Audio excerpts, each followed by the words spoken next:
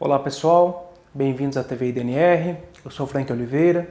Vamos falar hoje sobre as serventias extrajudiciais a serviço do advogado. Vamos tratar de temas como meios de prova produzidos nas serventias extrajudiciais que podem auxiliar o advogado na preparação da ação judicial, melhor fomentando essa prova. Vamos tratar sobre alguns procedimentos que antes eram exclusivamente judiciais e agora podem ser realizados nas serventias. E também sobre aqueles atos que podem ser realizados definitivamente na serventia como solução de todo o litígio, evitando que entre com a ação mesmo. Mas antes disso, vamos fazer uma pequena abordagem do que é a atividade notarial e registral. A atividade notarial e registral ela tem seu regramento básico no artigo 236 da Constituição Federal e nas leis 8.935 de 94 e 6.015 de 73. A Constituição Federal, no seu artigo 236, diz que os notários e registradores exercem a atividade em caráter privado, por delegação do poder público. E incumbiu que essas leis, as leis 8.935 e a 6.015, realizassem a regulação e disciplinação das atividades, das responsabilidades civil, criminal e dos registradores oficiais e de seus prepostos. E determinando que a incumbência da fiscalização ficasse ao Poder Judiciário. A Lei 8.935, Lei dos Cartórios, ela ficou a atividade de definir as atribuições, os direitos, obrigações e responsabilidades dos delegatários. Já a 6.015 cuidou da escrituração e dos trâmites dentro das serventias. O artigo 5º da Lei 8.935 ele diz quais são as atribuições de serviços notariais registrais no Brasil. Temos lá o inciso 1, tabeliães de notas, o 2, tabeliães e oficiais de registro de contratos marítimos, o 3, tabeliães de protesto de títulos, o 4, oficiais de registro de imóveis, o 5, oficiais de registro de documentos civis das pessoas jurídicas, o 6, oficiais de registro civis das pessoas naturais e de interdições e tutelas, e o 7, oficiais de registro de distribuição, cada um na sua atividade singular. Na sua atuação, o notário e o registrador ele confere fé pública aos seus atos e visam garantir a publicidade, autenticidade, segurança e eficácia dos atos jurídicos. As leis brasileiras definem quais os atos que os notários e registradores são obrigados a fazer e quais os atos que dependem do registro ou da atuação dos notários e registradores para que eles tenham validade jurídica. Temos exemplo no Código Civil, o artigo 9º, que trata dos nascimentos, casamentos e óbitos, da emancipação, da interdição, da sentença declaratória de ausência e morte presumida. Esses atos, somente após registrados, é que tem validade. Temos também o artigo 45, que trata da obrigatoriedade do registro das pessoas jurídicas. Temos o artigo 108, que exige para a validade dos negócios jurídicos que envolvam constituição, transferência, modificação, renúncia de direitos reais sobre imóveis, a necessidade de que sejam formalizados por escritura pública, lavrado por tabelião de notas. E na mesma esteira, o artigo 1227, que define que os atos que constituam ou transfiram direitos sobre imóveis só se adquirem com o registro no cartório de registro de imóveis. Mas temos muitos outros atos que são realizados pelos tabelionatos de notas, tabelionatos de protesto e os cartórios de registro, não por imposição legal, não por obrigatoriedade do usuário fazer daquela forma, mas sim porque é uma opção, uma faculdade do usuário em procurar. E o faz com o intuito de ter uma prova com maior veracidade, dar uma forma pública, uma publicidade àquele ato. É o exemplo, por exemplo, da procuração pública. Ela é exigida para alguns atos, mas para muitos não, pode ser feita na forma particular. E quando o usuário procura o fazer ou faz na forma pública, é uma opção dele. O mesmo ocorre em registro de contratos, como contrato de locação, contrato de comodatos, e protesto de títulos em geral, para cobrança de dívida, para negativar o devedor e forçá-lo a pagar a dívida. Os atos dos notários e registradores são de extrema importância na atividade do advogado, que na sua lide diária, na defesa dos direitos e interesses do seu cliente, pode lançar mão de certidões pedidas pelas serventias e fazer prova daquele registro, daquele ato praticado, como maior valor probante no processo. Temos, por exemplo, o fenômeno da desjudicialização. Procedimentos que antes ocorriam somente na esfera judicial, hoje pode ser realizado diretamente nas serventias extrajudiciais. Exemplo disso, a Lei 11.441 de 2007, que alterou o Código de Processo Civil e trouxe a possibilidade de que divórcios, partilhas, separações, inventários possam agora ser realizados diretamente nas serventias, diretamente no tabelionato de notas através de uma escritura pública, sem necessidade daquela delonga toda no trâmite processual, no trâmite judicial. Claro, respeitados os requisitos legais. Estamos aí há 6 anos dessa lei e já vemos muito grandes avanços.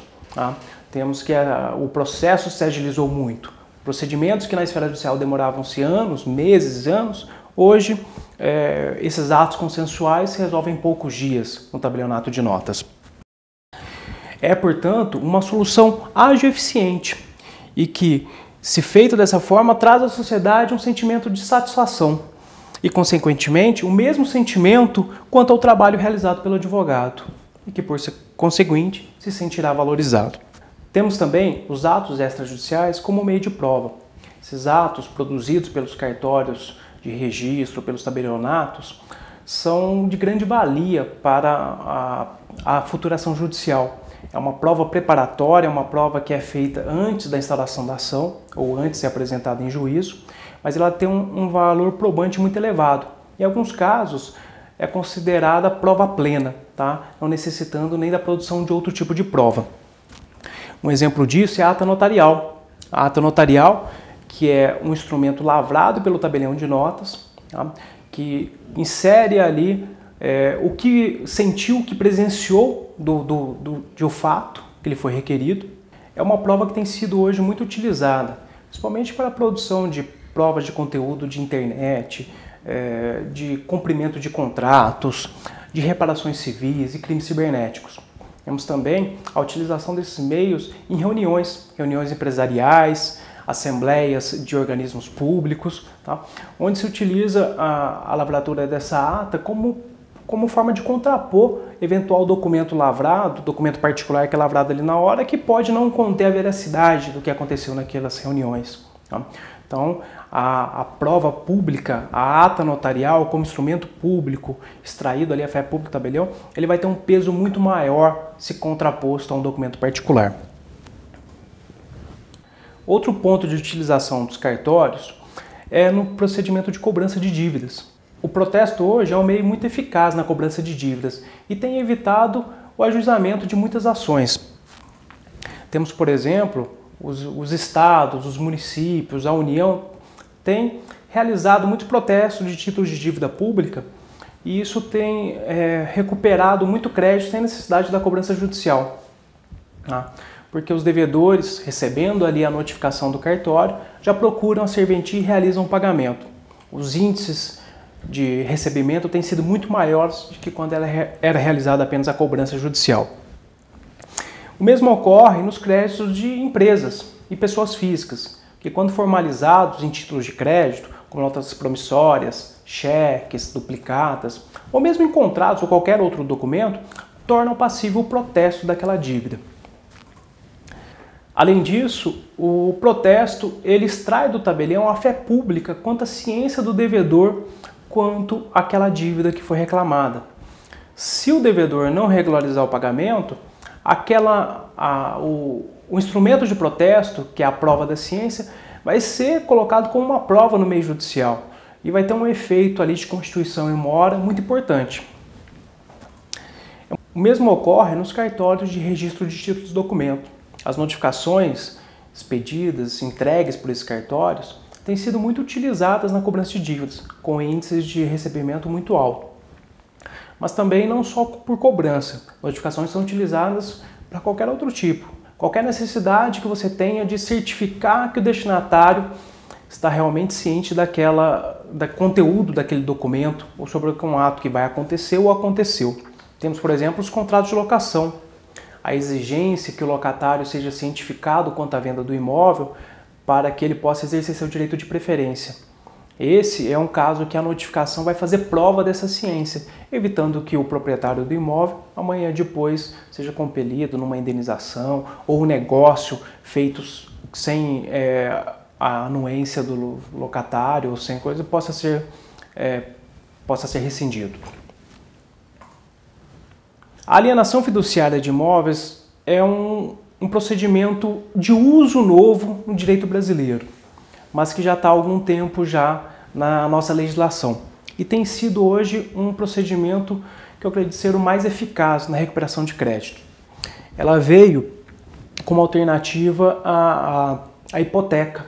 O grande problema da hipoteca é que é necessário que o credor ajuize a ação de execução.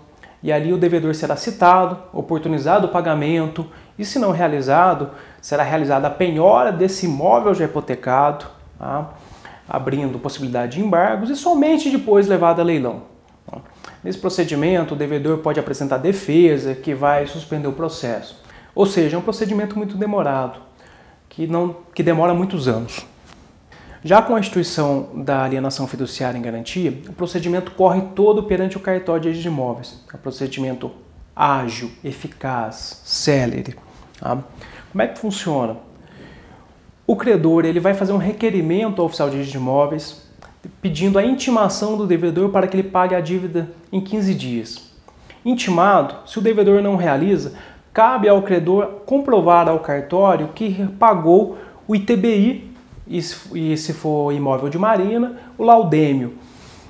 E aí, o cartório de imóveis fará a averbação de consolidação da propriedade em nome do credor. Ou seja, o devedor ele perderá a propriedade do imóvel para o credor num simples procedimento junto ao cartório, não necessitando de qualquer ajuizamento de nenhuma ação. E após isso, é feito o leilão do imóvel, não necessitando de que seja feito na forma judicial. Ele pode ser feito exclusivamente na forma extrajudicial. É um procedimento, então, rápido, ágil e eficaz. Temos pesquisas que apontam que cerca de mais de 80% dos contratos garantidos por alienação fiduciária, que são requeridos a intimação pelo cartório de registro de imóveis, são adimplidos pelos devedores, porque esses conhecem o procedimento e sabem que se não pagarem a dívida, perderão realmente o imóvel. Desta forma, o procedimento de hipoteca que demora anos é rápido na alienação fiduciária.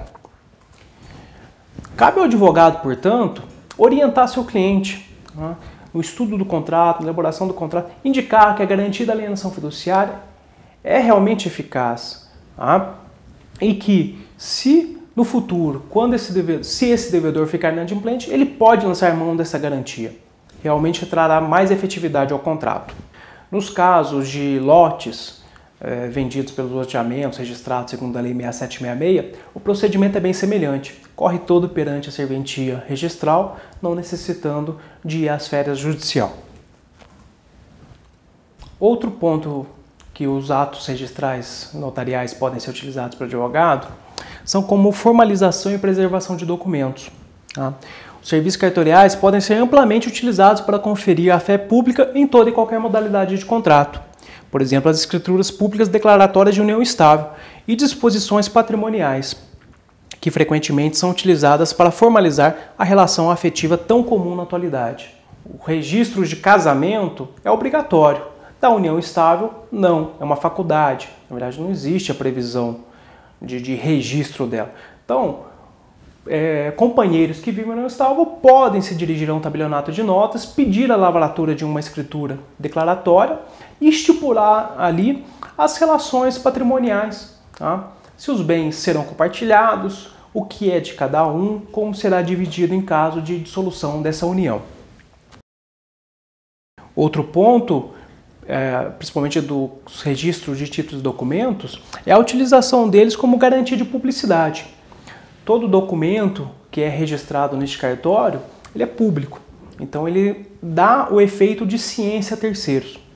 Mas também é muito importante como conservação e perpetuidade.